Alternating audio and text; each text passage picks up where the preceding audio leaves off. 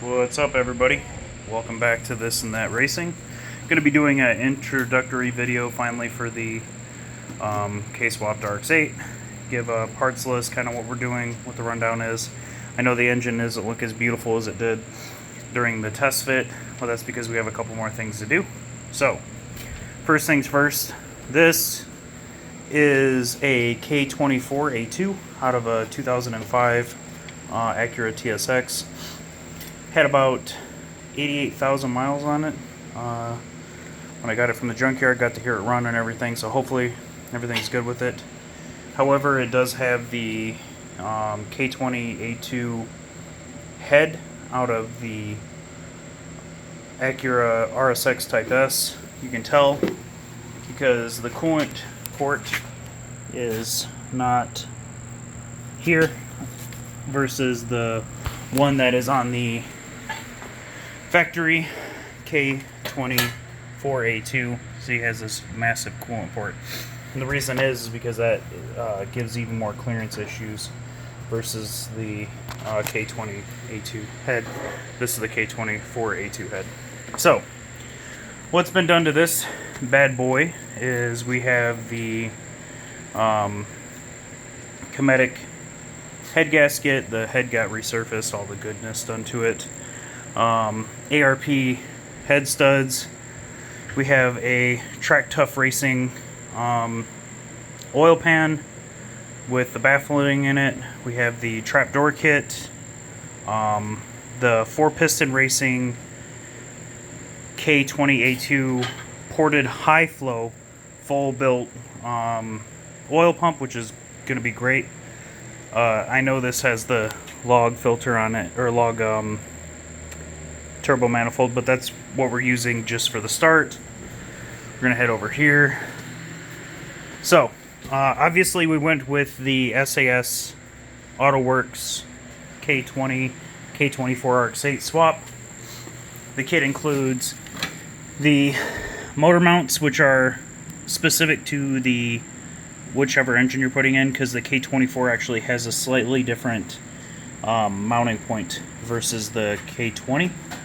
So if you look at this side, I think this is the side that's the same on all the blocks, but this side has a little bit of a different setup because it's for the K24. We are running the notch kit for the subframe and the firewall. Next, what we'll do is we'll talk about what other parts we're running.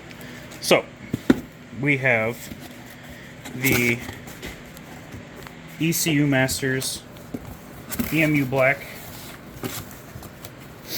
engine management system we're going to be putting in. We will be utilizing the K20A2 plug-and-play kit as well, just to make it a little bit easier for the engine management aspect of it. I have down here, I have two K20A2 engine and charge harnesses ready to go underneath the valve cover.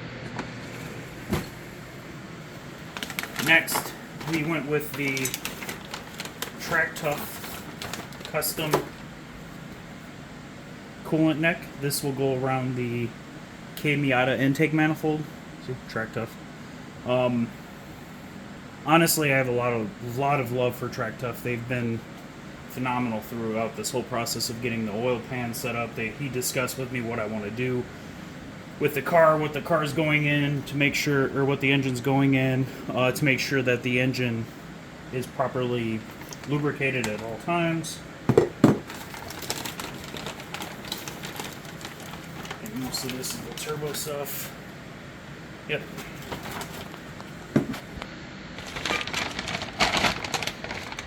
So got that. Find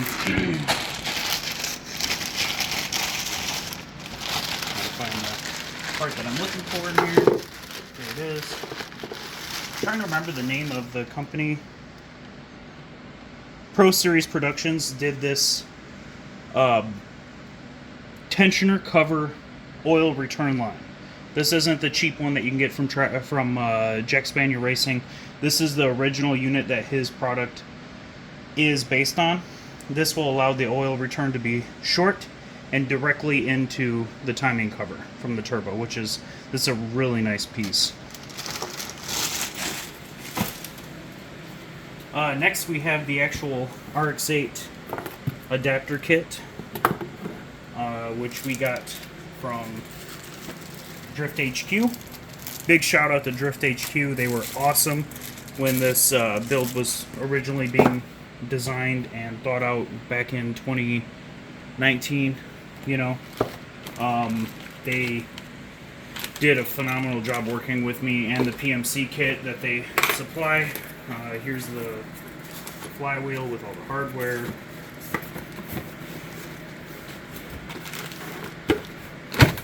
They also hooked me up with a custom spec racing stage 3 clutch specifically for the horsepower and what I'm doing with the RX8.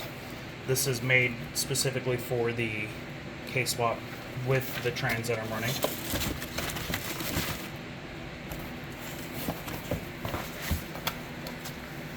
Obviously, you know, got the spec racing sticker. This is the adapter plate. I'm not going to go through all the work of bringing that out. It looks like every other adapter plate.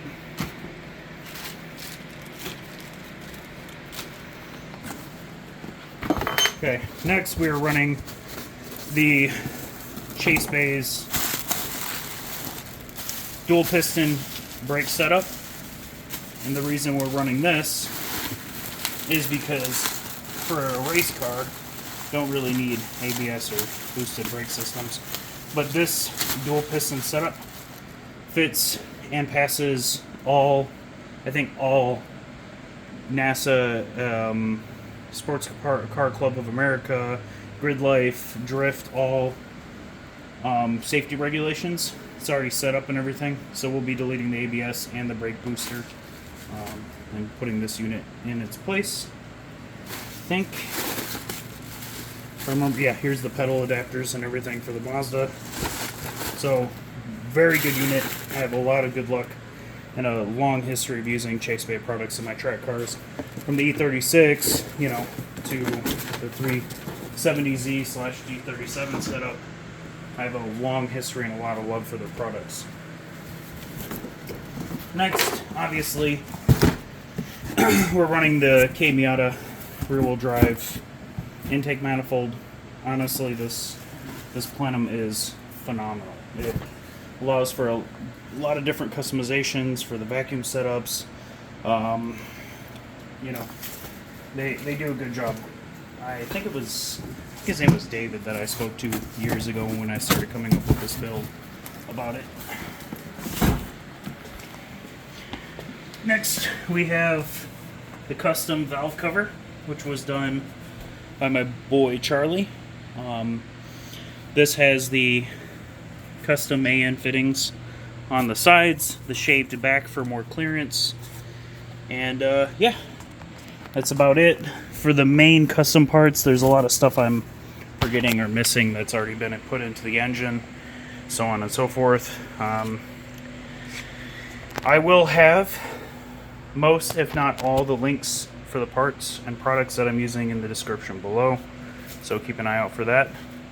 And yeah, we look forward to getting this thing bolted up to the trans and everything, probably in the next couple weeks. Get it all sealed up. I have a new timing cover coming that's all pretty. This is the trans that we're using. It's the Japanese domestic RX8 5-speed versus the 6-speed that only the US got. The 5-speed is basically almost copy and paste from the FD 5-speed trans, so it's a lot stronger, a lot more reliable, can handle a lot more abuse. The gearing is better, so yeah. But until next time, this is This and That Racing, and we'll catch you later.